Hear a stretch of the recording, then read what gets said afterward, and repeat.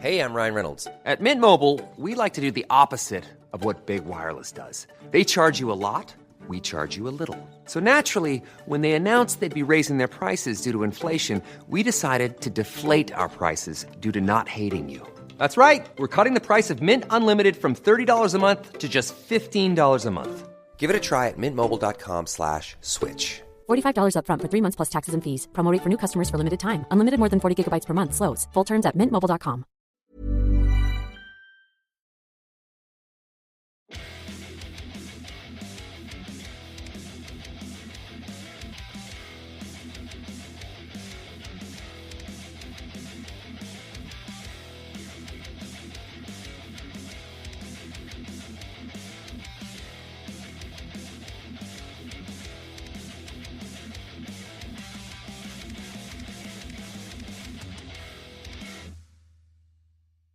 Hi guys, and welcome to this week's episode of Heavy Metal Tones. And we've got a treat for the store for you today.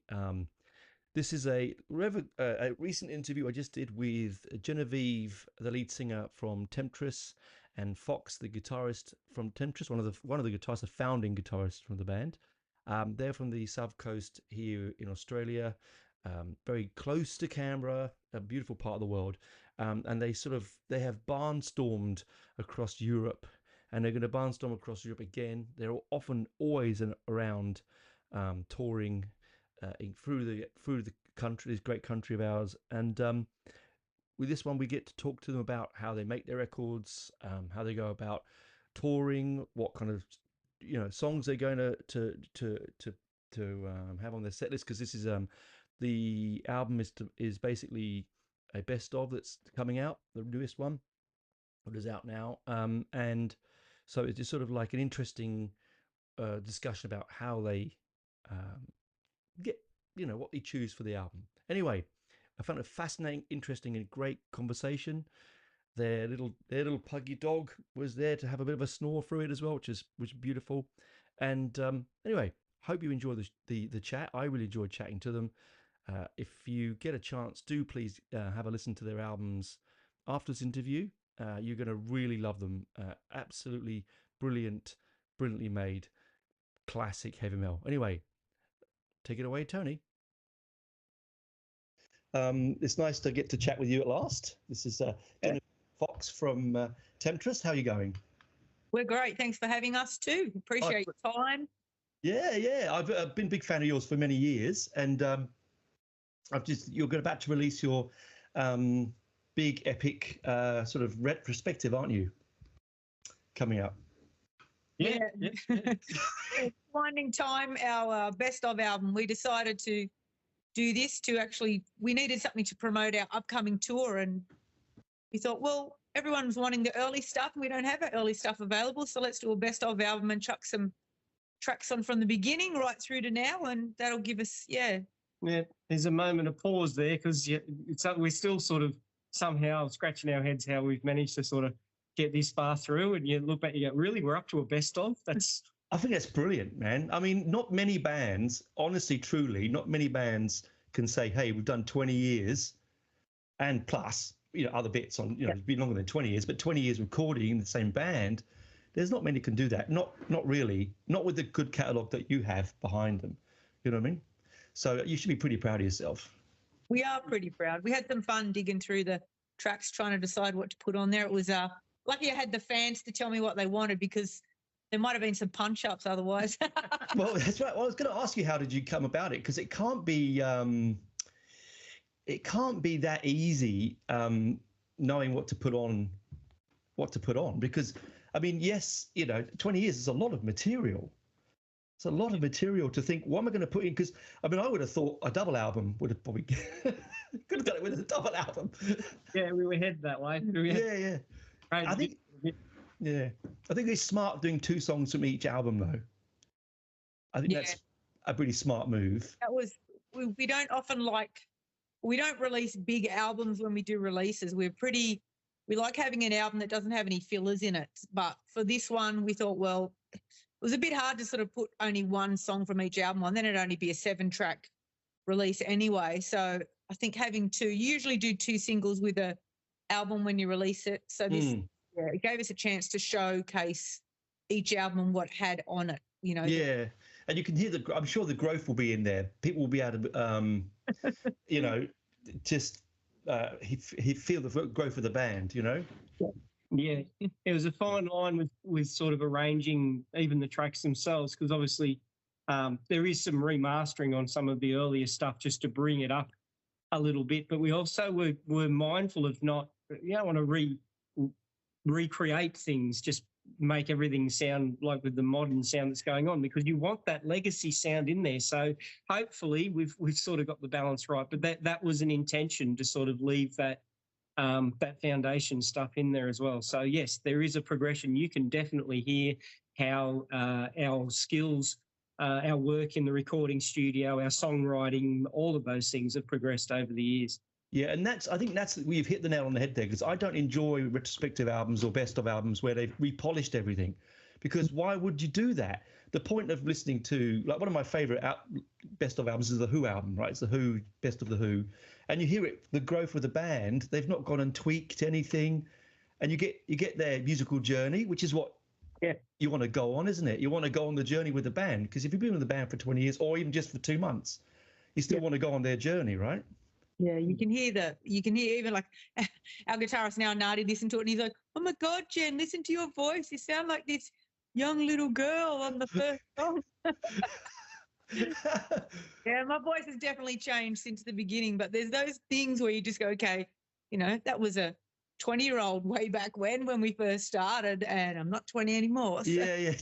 Well, don't you think that coming to the voice, it's interesting because guitarists, drummers, bass players, people that play instruments, and they generally don't change their tone, or unless they're looking for new pedals or have a different journey, but people often will notice the voice change. Like I'm a big Iron Maiden fan, Bruce from now to then, right? There's a massive difference, right? Yeah. I don't hear that with yours. I think you've grown very steadily. There's no massive change. I've done a lot of work on trying to be better, like improve my voice, but it has deeper, and it is harder for me to sing. I have to work harder now to sing the high stuff, because it's actually been proved. Actually, your voice gets deeper as you get older, and you do lose your high range, and that's part of you actually even start losing your vocal cords are made of collagen, and you lose the collagen in your vocal cords, so they get tighter. Okay. So that's why you hear like from these older singers, people go, "Oh, they can't do it anymore." It's like it's not literally their fault. It's literally a body mechanical thing that happens to your body. You just the upkeep of that is really hard. So you'll get a lot of vocal coaches that will recommend you take collagen to look after your vocal cords for that reason, because that's what they're made of. So. Oh, I did not know that. You see, you learn something new every day, right? I'm big on, like, recently, since we started touring overseas, because we have to play lots of shows, working on my voice health, and every day I'm rehearsing now, just doing stuff to keep it stretched out. And those high notes need the most work, because it is, like I said, as you get older, it gets harder to do that stuff. So, it's tiring. Well, I know everyone gets sick of hearing me do my scales every morning in the house. Oh, I don't know. It's a good thing, isn't it? It starts the day well, I'm sure. It's good. It gives me a reference on how her scale is going, and then I can deliberately write songs that are just a little bit out of her range. A different key. Listen to him. No, but do you feel that you're one of the questions I wanted to ask you, I've always wanted to ask you this, since you're getting bigger overseas, right? So you're doing a lot of overseas tours, which is really something special for, let's just say, a local band. I know that you're South Coast and Canberra's Canberra, but to me, you're still a local band, and I think it's really fantastic, because there are so many good Aussie acts that just don't transcend overseas well. And I think how have you done it? How did you get your foot in the door? I literally just worked my ass off and made it happen. We wanted it. We wanted to go since Enter the Asylum album. We tried to get over for that album. Had trouble organising a promoter to book us, so that didn't work. Then COVID hit for the next album. Warfare. Rapture. We had Rapture, didn't we? We started putting our feelers out overseas. On the Rapture tour, we got ourselves over to New Zealand and headline Smash Fest over there. So it was sort of little steps out to get sort of our flight wings going and make sure we had the right equipment to fly and travel, because it's a completely different setup. Oh yeah. When you're carrying gear overseas, you've really got to fine tune everything. And I mean, we're not operating on big budgets, and we don't have Ed Force One or anything to climb into. Yeah, exactly. So we really fine tune everything we do, and it goes down to the nth degree. And I mean, you've got to have someone who's a very good organizer and well supported. Obviously, we've got other people around the band that support really well. The drummer and his partner are fantastic organisers as well, and they contribute very heavily to what we've been able to do recently.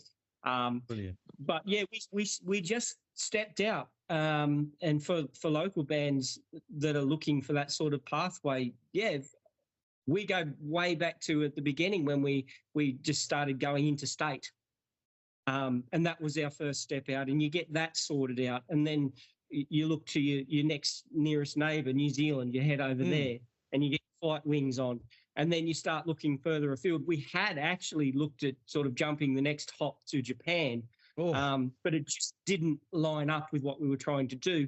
So we ended up leapfrogging it because we were already rolling by then. And I mean, the other really key factor is having a really solid crew as well. You can't be in the position where you've got people that can't get on the plane at the end of the day, because we're in the stage now where we're booking months in ahead. Like our lives seem to be pre-planned for a little bit ahead of time now. So you need really solid organisation, and you need that trust and that backing and that belief with all your band members. You've got to be that cohesive unit. You can't have anyone that's a bit sort of, I'm not sure about them, because you're putting so much on the line. You would do. So that's a lot. That's very true, you know, because I've never thought of it like that, because you always think, bands, you just stuck your stuff in storage, you know, and off you go. You don't think about all the stuff around the outside of it, the peripheries. Like now we're going away. We've worked out it's only next week. It's 8 weeks. We fly out, and we're like, shit, we've got so much to get organised before we go in 8 weeks. But we're already pre-planning our recording of our next album, and we have to know where we want to tour and release this next album. So we're already trying to organise 12 months in advance, and it's almost scary because you go, I'm like planning my life. It feels like your life is just going so fast because we're planning so far ahead, and it's hard to stop because you feel like if you don't keep organising, like festivals for 2025 are booking now. If you don't reach out. Wow. There you go. Ready into 2026, so you've got to have that reality as well. You've got to be marked. And that always amazes me. The book for 2026, but how does a band know if they've got an album? I mean, you don't know if an album's coming by 2026, you know? Well, if you're up the other end, and we talk at the top, obviously, like your top end Nuclear Blast signees and Napalm, and they just have slots. Oh, so it doesn't matter. It just slots in. Yeah. At least slated in, and they know they've got enough bands to fill the slots they've got, and then you work down to the other end of the spectrum, which is the guys that are obviously vying for the remaining slots underneath to try and boost their promotion and raise their profile up. So it all meets together in a festival in that way. But I mean, it's still a reality check though, because those bands still have to be looking that far ahead, and even those record companies have to have those bands looking that far ahead and be that organised. God, I'm glad it's someone not me, because I couldn't do it. I'm not that organised. I'd be like, what the? The first time I organised our first tour overseas, I was so stressed because I was trying to do UK and Europe. And of course, I'd reached out to a few bookers and they were like, nah, they wouldn't touch us because it was the first time. And I pretty much had to do everything ourselves. It was lucky I had contacts through interviews and radio station people that had mates that ran venues. And that's how we managed to get in the door. And that's what really helps, to have people that will back you and go, this band, you should get them over there, you know. Brilliant. And they were what saved us in the end and got us those shows and got us over there. And it just happened that we played this time, and then people were like, okay, can you come back? And so, fantastic. Delete rock on track where you're coming back. And then, you've got people going, okay, I've got a festival. I want you to play my festival. I've seen you play at my venue. Now will you play our festival? And then word of mouth, it spreads, and hopefully every time we go over, we're going to be playing bigger and better shows, and that's what you do it for, isn't it? To get to that. That level. I mean, it's fun. Artists, the small rooms are fun, but every band wants to play those bigger festivals. Of course, but you have to back it with quality, and your band has quality. You can't back it with just blarney. You have to have stuff down and when and backing it. And I think that's what Temtris has. It has that difference. So when you're playing in Europe, do you find the audience is different to playing here? Are they more appreciative? Are they get more into it, or? Yeah, I'm more relaxed for one. Yeah, and I guess they come at it from a different direction. I mean, you encounter a lot of people that are aware that you've come halfway around the world to play, so you do get that level of appreciation there, which is nice. But they are generally they're just out and about more. I could pull and I've used this story a few times with people that I've had this conversation with. In Austria, for example, when we played there, the audience would have been 50% black T-shirts, metalheads. Yeah, clearly come out, Temtris shirts, other shirts, metalheads that knew the show was on, came out to watch some heavy metal. 50% of the audience, like there were guys in pink polo shirts and business suit guys, and they were just out that. But they were at the merch desk at the end of the night. We were signing stuff, and they're shaking hands, and they're going crazy and buying us drinks, and exactly the same as your standard metalheads, which is sort of a difference that you don't see, or that I haven't experienced as much in Australia. You go to a metal show in Australia, you expect black shirts wall to wall. Yeah. There's metal fans there, and you get the occasional sort of blow-ins, like there might be a Bucks party happening nearby, and they just suddenly randomly turn up, and you've got some guys in there bounce around time, which is always good fun. Yeah, but the European sort of experience was more of there's just people out there just like, it's just music. It's good music. We love it. And they're just all into it. And as long as you turn up and you've got the product to impress, they'll take it and they'll cheer you on. That's brilliant. So that's exactly how it should be, really, for everywhere, shouldn't it? I mean, we all love the idea of the inclusivity of that's the word, of metal, like the family aspect of it, the sort of like we're different, not different, that's us and you're over there.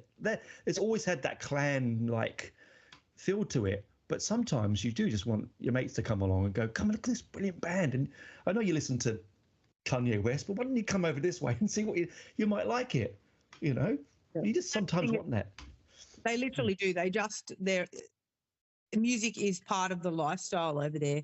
Where here, I think it's not so much anymore. And I think getting around to places is so expensive now. The cost of going out is so expensive now. Drinks are ridiculous. Like you go overseas and drinks are nothing. Yeah, I know. Poland. Let's not talk about Poland. Drinking when you go overseas.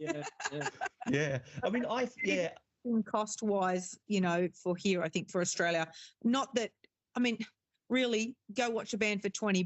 That's the same as paying for 2 drinks, nearly even 1 drink these days, which is crazy. But over there, I don't know, you even get treated like royalty when you go over there. Like even as a smaller band, you still get looked after. You get catering, you get accommodation, all this amazing stuff, and you get paid. And it's like, wow, why would I sadly want to come back to Australia? Do you know what? That is. I came to Australia in '97. All right, from the UK, and in London, and you chuck a coin and you'll find a venue, right? Yes. And I find more and more increasingly here. I know there's a cost of living crisis. I understand money can be tough, but when you played with Riot City, right, one of the best gigs I have been to in years, right? I haven't had that much fun with my clothes on in such a long time, right? and I paid something like $40. Yeah. It was like, and then I said to the promoter, Anthony, I said, why aren't we paying $80? Because people won't pay it. Yeah. Like, really?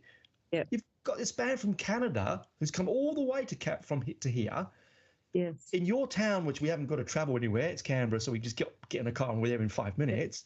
And they're going, oh no, we can only really charge for. I had the same problem when I talk to Witch Skull all the time. It's a shame. It's why bands like yourself have to go overseas a lot to make it. Yeah. It's frustrating. And I feel like, I mean, there's still a lot of that. You've got to make it overseas before your own country accepts you, sadly. Yeah.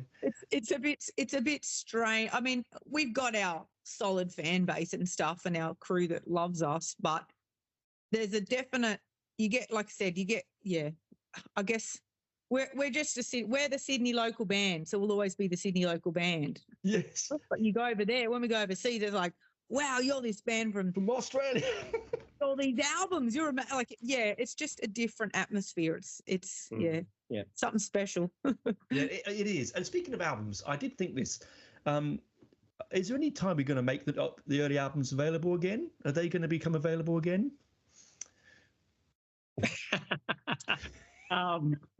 Honestly, there's a few little Easter eggs in that of release. But people who are aware of the early albums will be already sort of picking up on. So we'll let that play out. Right. The short, simple answer is yes. There's things in the works. Good. Because sometimes, like you get, like, Spotify is wonderful. Everyone loves their whatever streaming platform you choose to go onto these days. But you go there, like I was going, I'll go and listen to, it's not on there. Of course it's not on there. I was looking for I was like, I've got to listen to the first album again. Oh no, I have to get my CD out. Not that I don't mind. I mean, I love doing that, but it would be beneficial, I reckon. It's obviously, you get more audience with those streaming services now, I suppose, don't you? So, sort of. They're sort of irrelevant. I mean, they're like credit business cards. They won't make you anything. There's no revenue. There's no revenue, no. But there's it's that, you're paying for exposure. It's exposure. Yeah. I'll just head down to the bank and pay my mortgage with exposures. That's right. Can I get some food with that appreciation, please? Physical product is way better. One of the pluses we have from our 20-year career with the albums is we own all of our stuff. It's never Brilliant. We've never handed rights over to any. So there's never going to be any contractual hurdles we have to overcome and negotiations and things like that. With us, it's simply finances and income versus outgoings, and when we can afford to actually recreate stuff to sell stuff. Well, that's a smart move. I mean, it's a very smart move. You hear the horror stories all the time about bands in industry losing all their hard creative work. Not its own physical hard work, but that creativity is a physically painful thing anyway. Being creative is not easy, and so if you're giving up your blood, sweat, and tears to some corporate shill, it's not really good, is it? No, we have said no to those contracts. We have received those contracts from those areas, and we have rejected them. Good, based on our ownership, because I believe it's important that Temtris maintains control of Temtris. Yeah, well, look, Iron Maiden, it controls itself, right? It's a beast that controls itself. It's the reason why it is the way it is, Swapping into a different direction, let's talk about influences. I'm always curious to find out about influences, right? So, Genevieve, who is your biggest influence? Do you have a particular one? Look, I am a huge Bruce Dickinson fan and have been since, day dot. I've been singing. I joined Fox's band at 14, started singing. We were in a cover band then and we're doing metal songs back then, but I still remember, we were doing things like Skid Row and Ozzy Osbourne and also all that sort of stuff. But I remember when I heard Bruce back then, and that was like, I want to sing like that. But then I did jump to things like Jeff Tate, Queensryche, another huge. Oh, brilliant! Yeah. And I would definitely say those two vocalists are my main influences. I do love the traditional, singer Doro Pesch. She is probably my female influence in the mix, and her style of just that traditional metal that I love that she does. But yeah, it's mainly been those two male vocalists. I do love Dio. I do. Everyone loves Dio's vocals, and I don't know if one would say they don't like his vocals, but it's mainly the Jeff Tate and the Bruce that's been my sort of sealed the deal for me for that style I wanted to have. And I love Bruce's power that he has in his voice, and I love Jeff Tate, how he has that emotion and those high notes he could hit and that sort of stuff. And that's what I wanted to bring into our own music, and that's sort of what's influenced me these years. Because I hear that in your voice. I do hear that because you've got a lot of like, how do I say it? It's a lot of acting. You know what I mean? How do I word? I don't know, emotion. You really put emotion through into the vocals. Yep. I hear a bit of Rob Halford in there as well with that. I love Rob as well. That lift, you know, yeah. It's really lovely hearing, because sometimes, because I have a real passion for female metal singers. I think they bring a lot of real power, sometimes more, I mean, than their male counterparts. You know, I think it may be because it's not normal. It's not a normal thing. You know, you see a lot of female metal singers in the norm, right? Yep. But when you do come across them, they always blow your socks off. You know, like I never come up and go, oh, there was a passion in that. I always walk away and go, bloody hell, I gotta sit down. Yeah, I think we feel like we have to give that little bit more to be respected, which is really sad, but it's isn't true. it? Like, I actually do. Like, I've always felt like I have to give 110% when I go on stage. So yeah, I was going to say the same thing. They always from that challenge perspective of they've already. I mean, I've worked obviously in Temtris, so I've been around this for a long time. You're looking at female singers that are always looking at male counterparts, and there's always a judgment call around that, where they do feel they need to lift. And you do see the female singers rise and overpower a lot of these male counterparts. It doesn't usually win them many friends. No. It can tend to put a few noses out of joint. But it contributes to the drive, I think, that we see so many female singers bringing to the genre, because really they're competing hard and they're competing against almost a wall of opinion against. Oh yeah, it's crazy, isn't it? It's bloody crazy, because the last 10 years have been some absolutely amazing female acts coming through, you know, in all forms of metal, in the extreme genres like Crypta and all these amazing stuff coming through. And you think it shouldn't matter. The whole beauty of metal, I think, is it's not got a agenda. You know, it hasn't got a direction in that respect. I mean, I know it does have that traditional tight jeans and long hair thing. I know it does have that, the Spinal Tap joke, but yes, but I think it shouldn't do. It's like this, what I like about punk, you know, it doesn't have that. It's not about black and white and men and women. It's just music. And I think that's what it makes me excited when I see bands like you come on stage, because you don't, you know, I've seen some acts, no disrespect, I've walked away and gone, okay, I'll go and have a beer at the bar now, but back you come on, I go, oh fuck, I've got to sit down.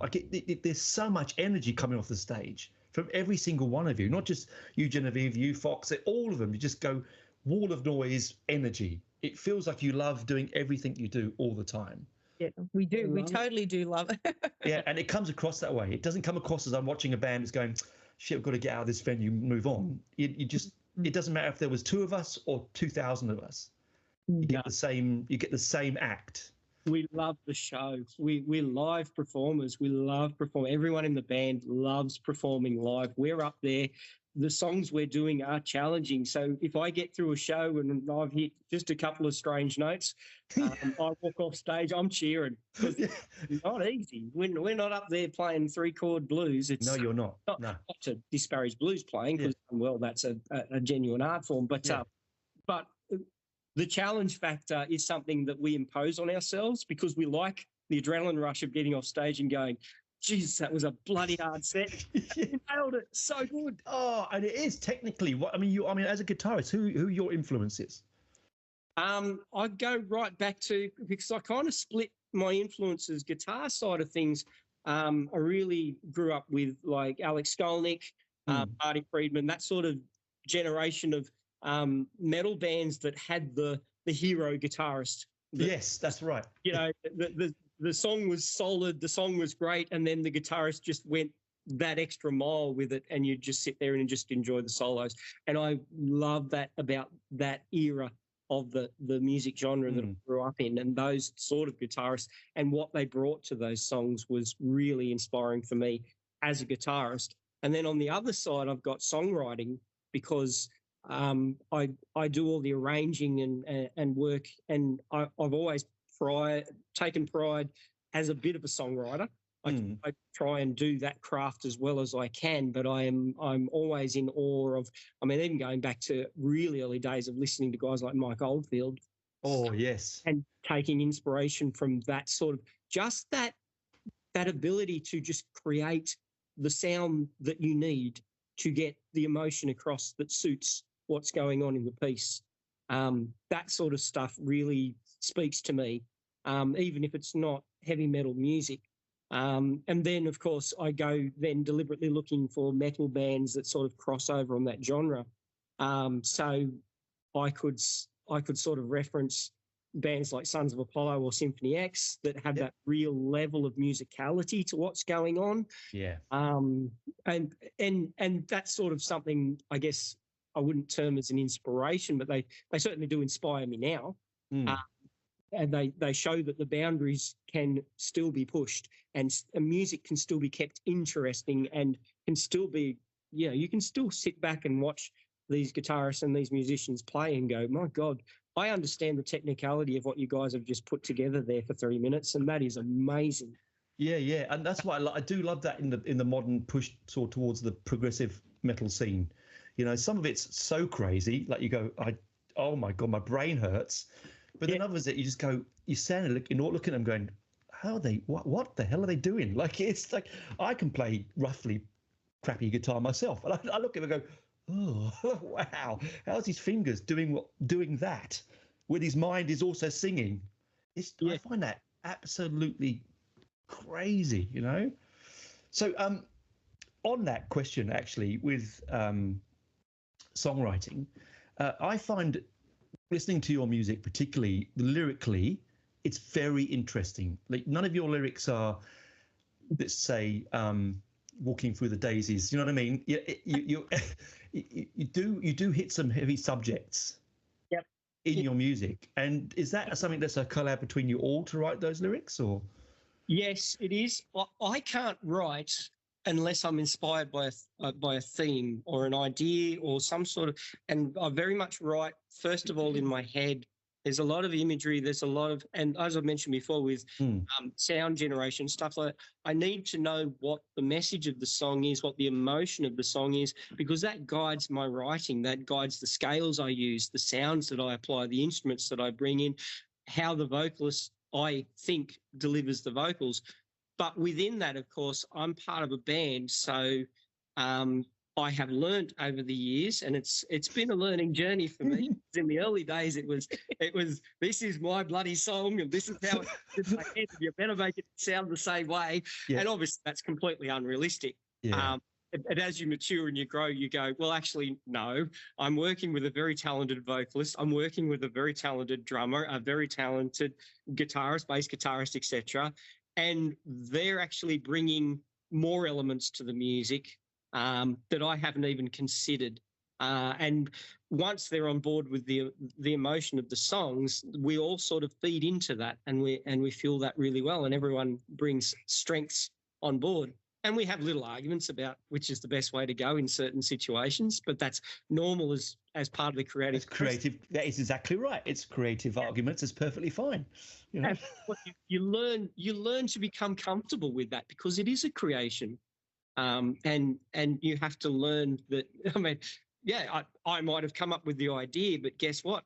Suddenly Nardi's got a great piece that's going to sit right there in the song, and he wants to change that piece. I mean, it's not for me to go, oh, no, I wrote it, so that's going to injure my ego. No, actually, your bit sounds better than mine, so we're going with that.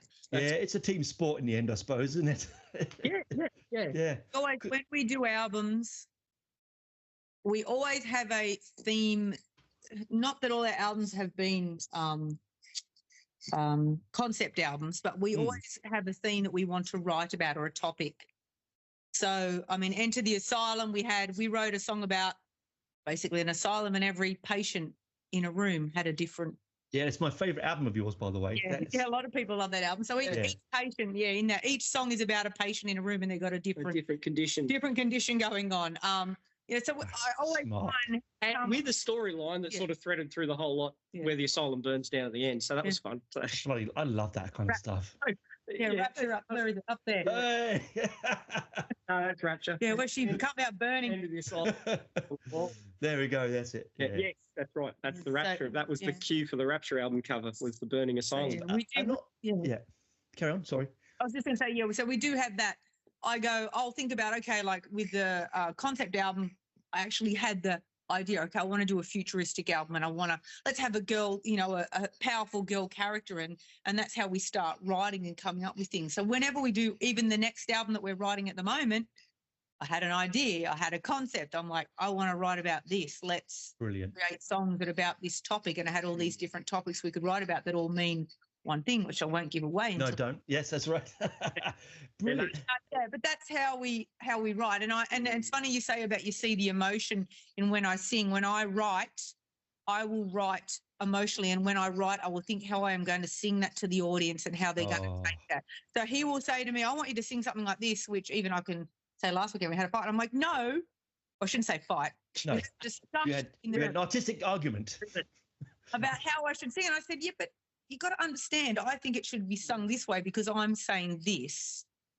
I want to direct it, put my own emotion into it and have it go this way. So songs like Forever, where I wrote that about how hard we worked to get somewhere and how whenever we feel like we'd get somewhere, someone would basically dump us in leave the band and we'd have to start again. But that was our song about forever climbing up and pushing forward. And so that song means a lot to me because I wrote that. I had the idea and the lyrics and the whole emotion in that. So that's why it's so powerful when I sing that for that reason, because it resonates with me. So I think that's with all our writing, it really is a thing for us. We do make sure we have a theme and a reason for why the lyrics are in there. And it really identifies what I was saying before about why it's so important to have that other input in the band, because I can come up with the most imaginative lyric line you can ever think of. You'd write it down, you think, that reads really clever, it's great poetry, but then correctly she will say, if I sing that, it's not going to deliver well to an audience.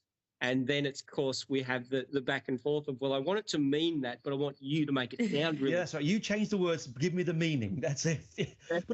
But that's the thing about also with Temtris, with when you've got a great vocalist like yourself, it would be very easy to just fill the whole album with just lyrics. We've all heard bands where, I'm a big Genesis fan, right? But sometimes, man, Peter Gabriel, it's just like, can you be quiet for a second? I want to hear the band. Whereas you have a nice balance. You know what I mean? You have this great vocal, great lyric, but then the moment will come when the guitars are just doing their thing and you just want to keep going at 10 seconds more, just a bit more guitar, and it just adds a bit more, and then bang, it's back to the lyrics. Good balance. And I love that guitar work that we have. Like, that's one of the things that I love about this band is the guitar work Fox and Nardi does on stage. Like watching those two get on stage and play, for instance, where those, guitar harmonies are going together, and you just go, man, it's nothing epic than watching two guitarists do that on stage live. Like, especially it's amazing. Yeah, it really is a thing. And I love, the twin solos or the solo duel that they do sometimes. Yes. That stuff is just what makes, I think, there aren't many bands. There are still bands doing it, but there aren't many bands in Australia doing that style of music at the moment, which I think. Yeah, I think you're right, We think about it, you're right, because there is a sort of, what's missing? I don't know. There's something definitely missing in the local Australian scene. I think there's a lot of extreme bands. You know what I mean? Yeah. Like I for my jobs I do for Metal Ruse, I go for the reviews for the web page, and I've got all these thousands of bands flying through my email, and it's very hard to come across a band like Temtris. It's hard, it's all like, don't get me wrong, I love extreme metal, but it's like, okay, another one with an ink, I can't read the name, and it's it's not musical. Okay, it seems to be going that way. We also, you want to walk away from a band and you want to go, that riff or that chorus is stuck in my head. Yeah. And it's a damn riff and it's a damn good, it's stuck in my, that's what that's what wins. I mean, it's not selling out. Selling out's different, but it's you need something. You need that hook. And if you can't write a hook in a song, Yep. Yeah. Why is Black Sabbath the way they were? Because of Iommi's riffs, right? Let's be honest. Like he's a riff. It's like you, Anthony. It's just good guitar. You know, it just brings you back. Nadia's on stage as a wizard. Like he's quite. I can't take my eyes off him sometimes. It's really difficult to know where I'm looking. natural. Yeah. Yeah. But it's good musicianship connected to a meaningful concept. I really believe that, because you can have great sounding riffs. They're out in pop music every day, but they're instantly forgettable because a lot of the time the content matter they're attached to is daisies. Exactly right. Yeah, it just passes you through your ears. Yeah. I feel that's where it falls down a lot, because it creates a lot of I guess white noise across the industry of this constant turnover of musical product, but it's not doing anything. It's not artistically stating anything. It simply exists like McDonald's exists. Yeah, so in 20, like that's a very apt point, because I always have this discussion. I mean, I'm a music nerd, so I talk about this all the time with people, and they go, "Oh no, shut up, Tony." But you've been recording for 20 plus years, okay, right? Have you noticed a change in the way that you record, like because of obviously the advent of digital music now, and is there a change in the way that you have to approach your recording process? Not really. Just the technology sort of caught up a little bit with what I was trying to do originally. But I've sort of fallen back into, I guess I would be considered a bit more old school now, because I still record guitar into audio track. Good, and fantastic. Write them through, and I've just spent a few days going over the demos of the songs that we're putting together for the new albums, and I simply re-record them, tidy them up, check how the harmonies align, check where things are going, check the ebb and flow, check how the music is moving together. But it's all audio.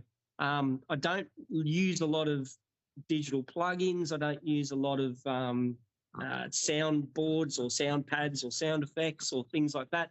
I'm not against using them. I do have a bit of a problem with when they're overused in music, because I feel that they really detract from the actual band. It's hiding, yeah. Yeah, it can detract from the power and the presence of the song. I mean, if you've got a really good concept and a good piece of music to hold it together, I don't think you need to bury it in layers of perfectly auto-tuned, harmonized notation. You don't let the music tell the story. Yeah, and I'm with you on that. I'll tell you something. You know, I grew up listening to like Gary Moore, for instance, who just plugged straight into his Marshall. You know, he didn't have to have all this array of digital nonsense. And if you've got a keen enough ear, you can hear it. You can hear the warmth to the coldness. You can tell that it's just been, you know, squeezed to the 10th degree and stuck to a click crack and filled and moved. It doesn't feel passionate. You know, it doesn't feel right, real music to me. I know it sounds like an old fart saying it, but that's why I always go back to listen to the pre-digital era albums so much more than I will the turn of the century, like the 2000 things. I just, like classic example with 2000 era Maiden. For some reason, it leaves me cold. But if I go to sort of 88, 89, 90, you go, oh, listen to the difference in the way it's recorded. I think it's a similar kind of thing. It just, I don't know, it just doesn't grab me. And if it doesn't grab you, it's not going to grab your audience, you know? Still a lot of processing going on now, and it's losing that, like say, rawness and emotion, that grit. Heavy metal always had a grit. Yes. It could be an amazing song, but it had a bit of grit, and that's the thing. You need the grit, or it's just, there's the danger into the pop music ethos where things have to be instantly acceptable to a mainstream audience, or sale, or you know, make money. Yeah. People have got to pay their bills. You've got to answer to the record company, which has got to get an easy sale, and they don't want to spend a lot of money, and they certainly aren't going to spend thousands of dollars building a band from the ground up for 10 years like they would do way back in the early days of music history. But that does have its counterbalance. I take great pride in the fact, and it's another reason why we hold on to our catalogue and we sort of navigate our own path a lot of the way through. People say, why don't you sign the big contract? Why don't you just hand your music over? Why don't you just start writing for the big labels and get that instant leg up? And you could be on those stages, you could be doing it. So but that's not going to be me being me. That's going to be me working for them. Exactly right. You're making their dollar for them. Yeah. I can write that sort of music, but I'll hate every minute of it. So why would I? Yeah. I want to what I want to create. And I mean, art and money should never be bedfellows. They should. Thank you. If I could reach through the screen, I'd shake your hand. I absolutely agree that 110%. It's like the story of like Def Leppard, like I love the early first 2 albums of Def Leppard out. I love them, right? I absolutely love them. They're raw, they're full of energy. They've got that New Album British sound. It's sort of punk, but it's not punk. It's got that grit, like you said, like the dank. But then they make Hysteria. I can't stand it. I know people go, I love. It's just this plastic, fantastic album. They sort of lost it. It was the most expensive album of all time up to that point. And you go, you can hear it. You can hear the over-process in this album from where they were. And I don't know if they could agree to themselves and go, this is brilliant. I'm sure they'd make sitting back in their big mansions, flicking through the wads of $50 notes. They're probably going, I don't mind, right? But deep down in their soul, probably going, In Europe now, a lot of the metal bands Europe are coming out with that real processed, almost disco beat pop music. And it's like, I'm going, I don't know if anymore. You might have a drummer and guitars, but all I can hear is backing tracks and keyboard. I can't actually hear. Yes. Yeah. We won't mention Ghost, but yes, that's right. I'm not. Ghost has their thing, but they're a live performance act. They are. You don't. They're theatre. You go to watch Ghost to enjoy the show. It's like you would go and watch Phantom of the Opera. Yeah, it's true. I just love the first album. Go there and the second bloody guitarist, he's a bit naff today. Yeah. The Pope come out and mock around on the saxophone in the middle of the show because it's hilarious. It is hilarious. I remember because I was there right at the beginning and I was really into the early stuff because it reminded me of Blue Oyster Cult. And I was like, oh my God, this is everything Kiss what should be, right? And then they sort of went pop. And I it had their latest stuff, their early stuff. We love their earlier albums. Brilliant. I saw them on there. I saw them on there only the first time in Australia when we were at Soundwave. They were just brilliant. It was just blew me away. But anyway, that's all sorts of stories, I suppose. But we just let them be them and let them be them. Exactly. I have to let go, Tony. Let go. Now, it's all right. He is called the reducer producer for a reason. Yeah, I'm sorry. I'm not the best fun at parties because people put music on and they go, "Oh, that's David Bowie," because they've ripped off his chord progression and people. Then I sing the song along to it. And they go, "Shut up." Yeah, that's right. I'm getting control. I'm going to therapy. I'm in a help group. Yeah. I'm on some medication. It's okay. It's called Jack Daniels. The amount of things I can sing Taylor Swift lyrics to, it's amazing. Oh, God. Yeah, don't get me... Look, you know what? If she brings joy to people, I've always thought this, doesn't matter. If it brings joy to someone, somewhere someone's getting joy from it. I can't stand it, but, People might take it as I'm criticising, but it's just like... No. That's a completely different thing. There's a realm out there where music is sold. Yes. And that exists. And I'm okay with it because people like turning up and paying for it. And that's them. It's not me. But I'm quite happy with that world existing. Doesn't bother me. I do yearn. I mean, we're of a certain vintage, but I really yearn for going to the record shop and buying a single, only hearing it on the radio, not getting it on download, having to get the album. And you go, I love this single. Get the album. Go, the album's crap, but I do like the single. Before they released, I mean, you used to release 2 singles, right? And now you see 8 singles off an album. Might as well buy the bloody singles. Yeah. No, there's no surprise. Yeah. That's the latest talk. it's been going for probably it was about 12 months ago. It started coming out. We actually discussed it with the last album, whether we should release an album or not, or be doing singles, because that is what some bands are doing now. They're just releasing singles. And I guess they're probably a lot of those bands too that aren't releasing hard copies, that are just doing the Spotify stream. But I'm still moving so much product. I'm like, why wouldn't you want to release an album and have those 2 teasers and then want people to have more and have the album to hear the rest? Because it's that product, having that creation in your hand with the lyrics and the photos. Oh, mate, something for me, when I put a record on, because I don't have a lot of CDs, but when I put a record on and I put the needle in the groove, it's almost like the voice of the singer. It's like your voice is on that, because it's physically imprinted into the media.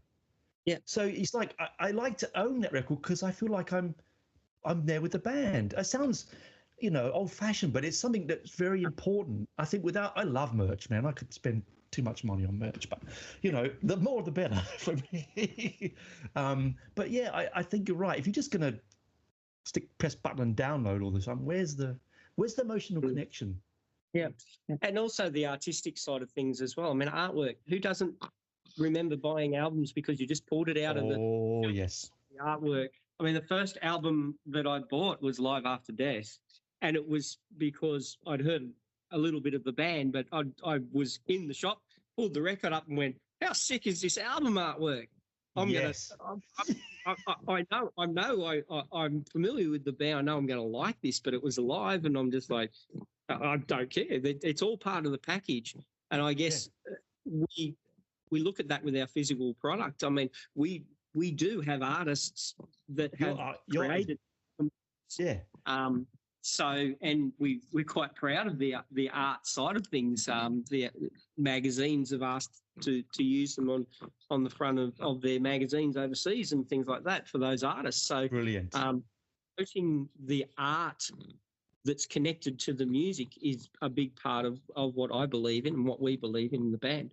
Well, that's another thing, isn't it? Because you look at your art and you can know who you are. Like, you pick a Temtris album up, you know it's Temtris, right? It has a great logo, but the art is very distinct to your kind of music and the band you are. And I think you're right. Art is important. I mean, how many times we would open up a double album, pour over the art and look at it when we were younger, like, oh, look at that, I mean, I know it's not metal, but I remember getting Thriller, right, when it first came out. And I was like, oh, look at this amazing record, right?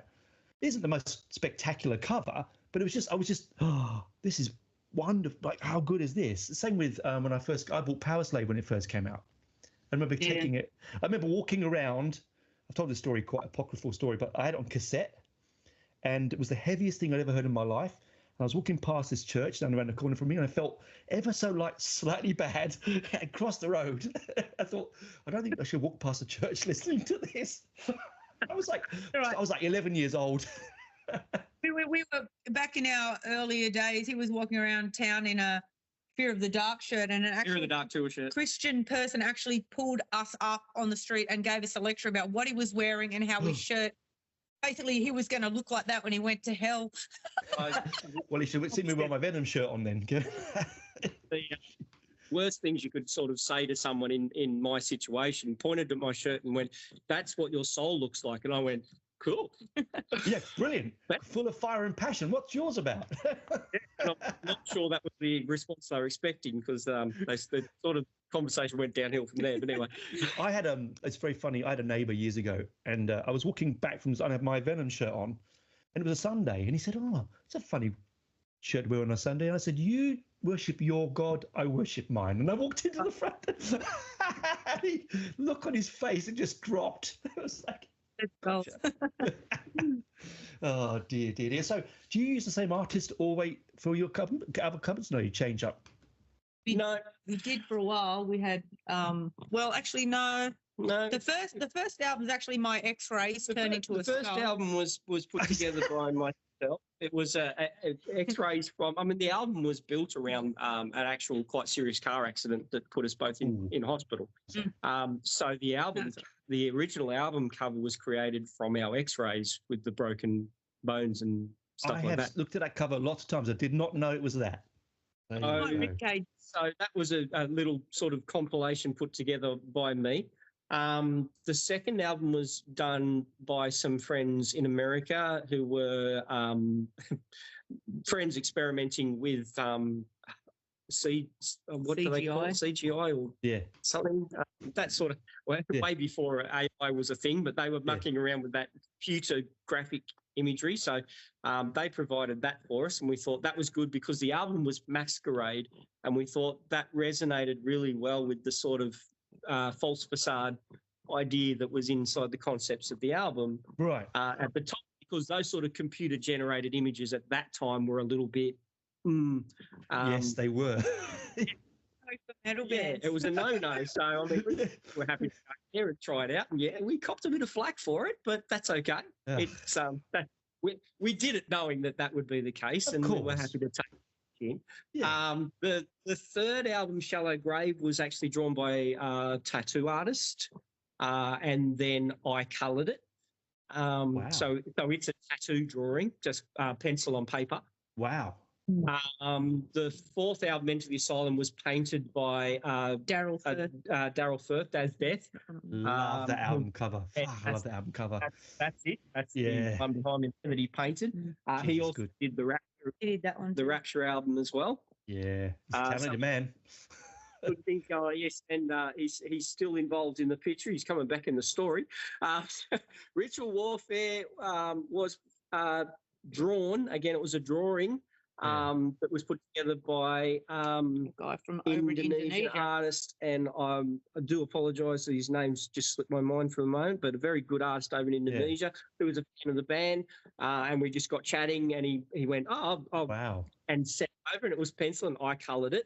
He ran out of time to get it. He was running late getting it done in colour, so Fox had to colour. So I coloured it, and that was Ritual Warfare's history. And then for Chaos Divine, I worked with Daz again.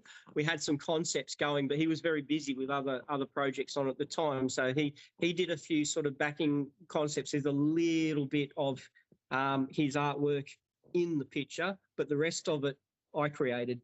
It's a composite artwork. The city in the background is actually Sydney. You can stand where we stood to take the photo and you'll recognise it. Right. If we hadn't blurred out the sign decals on the nearby sky, everyone would know exactly where the AMP Bank. Because it's a brilliant cover. That's one of my favourite covers as well. We took that photo. Yeah. So we brought that in as a composite. I did the actual what's her name again? Eden. No, it's not Eden. Eden's the evil one. Oh God, it's so long ago. Anyway, I did the character that's standing there holding the head of Eden Blade, the CEO, the android robot. So I mocked all that up in the foreground and added a bit of Daz's artistic fill around the edge to clean it all up. So it's a real group effort. It's funny because we had that picture done pretty much, and it was just the girl standing there looking at the city, and I'm going to Fox. We're out having coffee, and we're like, it's just like something's missing. It's heavy metal, and it's just not nasty enough. And I'm like, what if she's holding a head? Yes. Blood and guts. That'll make it more heavy metal. That's right. Ember, because we had Eden Blaze. We were having this whole fire theme joke with the name. So it was Eden Blaze with the evil CEO, and then the main character's Ember. Oh, brilliant. It's like, that's, again, what you lose if you don't have the physical media. You lose it. All that fun that you put in, all the effort you put in, all those, like the I keep going back to Maiden, but the cover for Somewhere Back in Time. Somewhere in Time. All that stuff, all those little in-jokes, all the little bits and pieces on that album that you could spend hours looking at the art. And it means so much. Oh, there you go. It means so much to you because you made the effort to do it. Hello. Yes. We got so into the concept, we were having so much fun with it. We produced a set of story cards to go with the songs because it's a concept and every song tells part of the story. And I worked with my son who's a writer. Yeah. And we collaborated and came up with this set of story cards that it was the short version. there was a lot more elements in it that we just couldn't fit in there. And I mean, we keep talking They about kept writing it. I'm going, this is too big. I can't release it. we had plans that perhaps we could work it up into a comic book or something of that level. Which so the storyline is that detailed. And my son and I, we still talk about maybe novel, Netflix movie. Why not? Why not? You know. Yeah, there's a market for that stuff. There really is. And because you've got, it's not just here's the product. There's a lot behind it. You've got, it's depth to it, and then you can listen to the album and go, oh, there we go. It's like it all rolls together, doesn't it? Yeah. It all rolls together. So this is the fun we're having, of course, with the next album, because we've got the concept and now we're writing the songs that are about each little thing that links, well, not it's a concept, but a theme, writing songs to the theme that.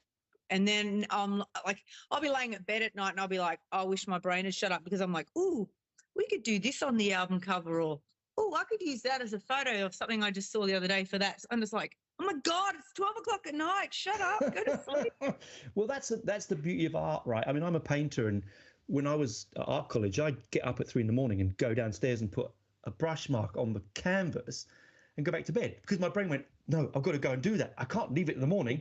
So I'd go down and tinker with it, go back to bed, and that's just as art. Your brain doesn't turn art off. It's not analog. You can't just turn the button off and go, so now I'm going to be a bank manager. It's always moving, That's right. That's right. Yeah. I mean, literally exactly that in a musical sense last night.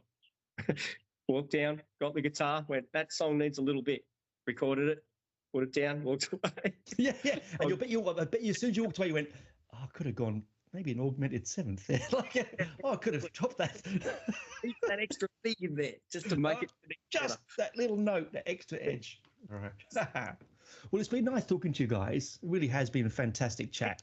So you're off to Europe, when you're off to Europe 8 weeks from now, is that right? Did you September, say? flat first week of September, and we're over there the whole month. Ooh. Not UK this time, just doing Europe. I separate. I got in trouble for this because someone said to me I should call the UK Europe, but no, it's not. When it comes to music, you actually need to separate the two, or it gets too confusing. So yes, we're just doing Europe this time. So Sweden nice. all the way across to Hungary and Slovenia and Prague. Jokingly referring to it as the German Smile Tour, because when we plot out the track on the map, we're basically going around Germany in a big shape. So we're over in sort of Sweden and Netherlands, and then we go down around Austria and then back up through Slovenia and Czechia and Hungary. Wow, so you're umlauting it. The German fantastic. The German smile. You know what you could call it? They wouldn't know, would they? So that you'd get them going, what is this? How does this connect to the band? You'd have to explain that story to them. Oh, brilliant. And you're going to tour Australia when you get back? I know it's a long way ahead, but we're playing Steel Assassins when we get back with the. I don't know if you've heard Raven playing Steel Assassins. Yes, Raven. Raven. Hyena. Steel Assassins is shaping up to be an absolutely awesome festival. I will be there, hopefully. And we are very stoked to be on that bill amongst those artists. So we're looking forward to. That'll be our comeback show, and then we're literally hitting. I have to hit the studio, which I need to book like next week, November, to record vocals for, because the records are harder part. The record company needs our album to them 3 to 5 months before it's ready to release. So this is what I was talking about, planning ahead. I've got to, we're literally madly trying to finish the song so we can start recording, and then I can record when I get back. Is that for them? Is that so they can make physical media? Is that the whole point of that time frame? Uploading to platforms, all that stuff you need to do. Massive. Wow. Massive. Gosh, you know, when you grow up as a, I mean, there's me in my bedroom with my, tennis racket pretending to be Gary Moore. And I think, oh, there'll be an easy, great life. And then you hear people go, yeah, man, the work that's involved, like, it's crazy. Yeah, you do. We are crossing a lot of thresholds, for want of a better word, in terms of what we as individuals can physically manage with the band now. We are literally, Temtris is outgrowing us in terms of our individual ability to manage all the roles that it's creating for us and keep on top of everything. So the timelines now are starting to creep in because we simply we do need that support from those extra people that we're building a team around the band to help us on top of everything. That's great. I mean, yes, it's hard work for you. I can tell it would be difficult, and it's managing it. But how good is that? To think that we have got to this point. That's just. All this week I was coming home from work, and then I'd be wrapping up merch till 9 o'clock at night to go to the post office every day. I've made the postman a fortune. Well, that's another thing, isn't it? You can't just go and live a rock and roll lifestyle. You have to work. You've got to pay your mortgage. You've got to put your kids through school. You've got to, That's right. Even the big bands, you hear about them talk. They all have day jobs. Yes. Oh yeah. Tony Doolan from Venom Inc. Because a friend of mine, he works in the theatres. He's a scene puller. I mean, you think he's in Venom? Like, come on. Yeah. It just is the way it is, isn't it? So yeah, it is. Yeah, but it also helps us maintain our integrity with our art because, as we've talked about before, we finance what we do, which means we have that level of control, which means our product is a genuine product from us. Exactly. You're not bowing down to someone saying, "Oh, can you make a single? I need you to do that for 3 minutes." Yeah. Can I just have a Yeah, do that for 3 minutes, and we will pay money. It's like, no, thanks. No, thank you. We're too busy. Well, that's right. But you can wake up in the morning and do have that integrity. You know what I mean? You look at yourself in the mirror and go, it's my work. It's my art. It's mine. I don't have to go, sorry, cap in hand. No, I need to make another number one hit single. You know what I mean? I think that's very laudable. And it does come across in your live performances. It really does. And in your albums. So, but long may it rain. That's what I say. Long may it rain. Cheers. Thanks for chatting. And hopefully I'll see you at Steel Assassins. So hopefully the pug hasn't made too much noise. No, it doesn't matter if he does. Who cares? My cat comes in all the time and makes noise when I'm recording, so it doesn't matter. Have safe travels. I hope you have a fantastic time in Europe because I love Sweden. So you're going to have a great time all around that part of the world. Yeah. Can't wait. Yeah, I bet you can't. Yep. All right. Thank you so much. Appreciate your time. Have a good weekend. No worries. Talk to you soon. Bye. Bye. Good.